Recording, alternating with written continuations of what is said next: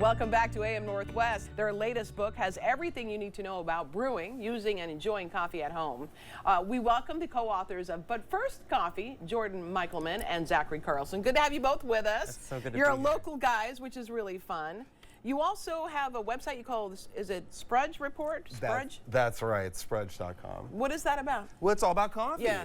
Surprise, surprise. Yeah, that's so fun. Okay, so tell me, what is the key to, like, when we talk about French press, that's the way to get a great cup of coffee, right? Well, it's one way to get a great cup of coffee, for Okay. sure. And it's easy to make. It's an old, tried and true brew method that's been around for more than 100 years. And it's surprisingly versatile, and you can make delicious tasting coffee with it. So we've got some lovely coffee for you here today. That's right. Okay. Yeah, we brought a local roaster, Stumptown Coffee Roasters. Okay. It's their Hairbender espresso blend, which is they've been using it as espresso for the last 20 years, but it also makes a great cup of brewed coffee. Oh, okay. So- Is it important to look for a certain type of coffee bean? Like, do you have suggestions on how to do that? You know, I think it's really all about personal taste. That's Okay. something we try to talk about a lot in the book, and just in general, whenever we're talking to people about coffee, is that it's all about what you like. Right, And sure. I think that, fortunately, there's so many great kinds of coffee available these days, Right. Which is really a lot of fun. And it's just like drinking wine or anything else. Just try things, find what you like, Right. and then you can figure out how to make coffee just like how you like it at home. Oh, gotcha. Now, how did you two get together?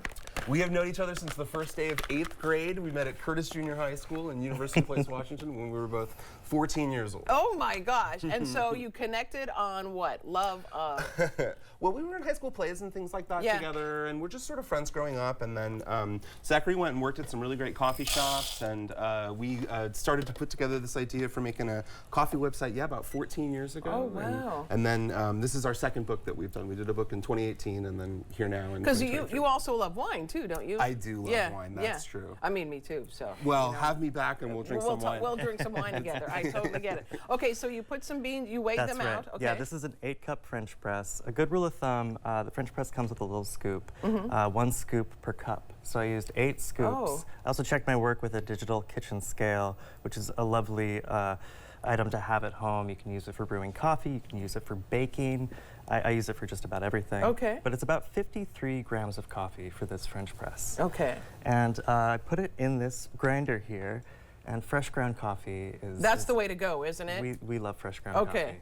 And if you gotcha. don't have fresh ground coffee, if you don't have a grinder, ask your barista to grind your coffee for you. Okay. Go to the grocery store, get the whole bean, and then use their grinder at the grocery Because store. the taste is completely different than something that's been sitting around a while. Yeah, it'll taste a little fresher, and it'll Okay. just, coffee is so complex, and there's so many kind of interesting aromas and flavors in it, and grinding it fresh gives you the opportunity to really capture the most of those flavors. Okay. And make it taste as good as it possibly can. Okay. Gotcha.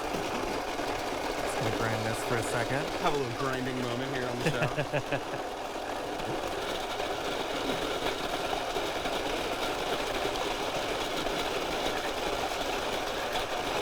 This is the Baratza Encore grinder. Okay. It's a great electric burr grinder. It runs like $150, but it is such a good tool to have at Yeah. home. And then you get to smell it nice and fresh. It too. smells great in here, I'll doesn't smell it? that coffee. Oh, that's nice. Isn't that nice? Yeah. Put it in a preheated French press, and the first step is introducing about 10% of that brew water. Don't put it in all at once. Don't put it in all Okay. at once. You first want to just saturate the grinds. Make Okay. sure there's no dry spots.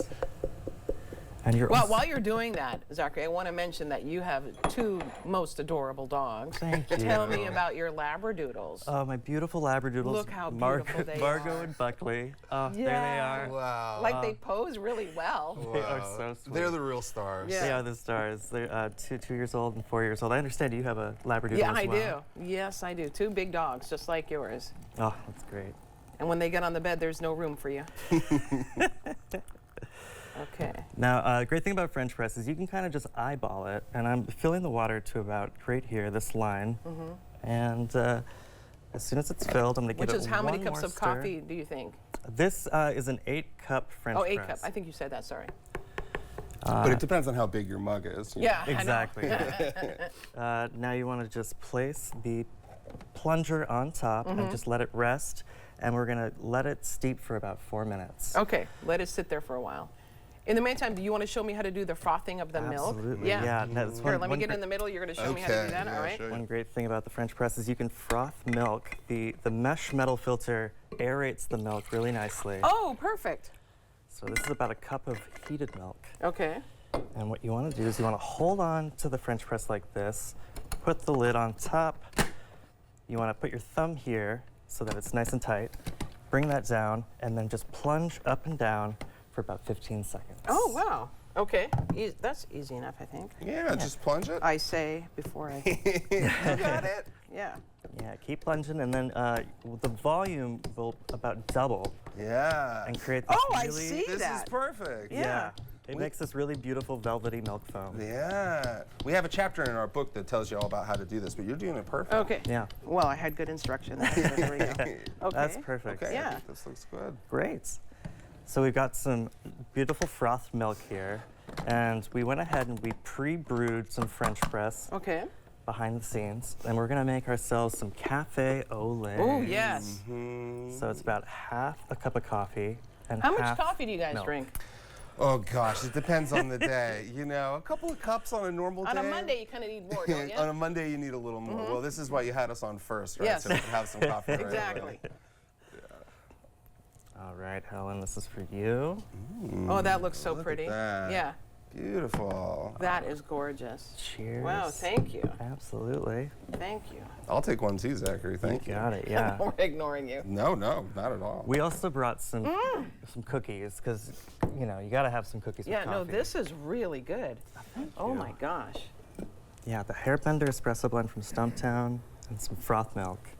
And then you, in your book, you have a variety of different coffees. What are some of your favorites that you would like to highlight? You know, I think that being able to have lots of different kinds of coffees is sort of part of the fun, and there's different recipes for different kinds of coffees in the Yeah. book. Like, we have an espresso syrup that we make with a really dark, bold coffee, Ooh. and that tastes great with soda water. You can make cocktails with it or do all kinds of fun stuff with it. There's also some coffees in the book that are maybe a little bit more lighter coffee and might have flavors that are more sort of fruity and tea-like, and those go really well with other kinds of brewing methods like making a Chemex or some of the other kinds of things that are in the book for all the different ways to make coffee at home. The book is titled But First Coffee. Thank you both so much. I appreciate it. Thank you. Thank and you give so those much. doggies a kiss for me. Thank you, Helen. All right, we'll be right back with more AM Northwest. Don't go away.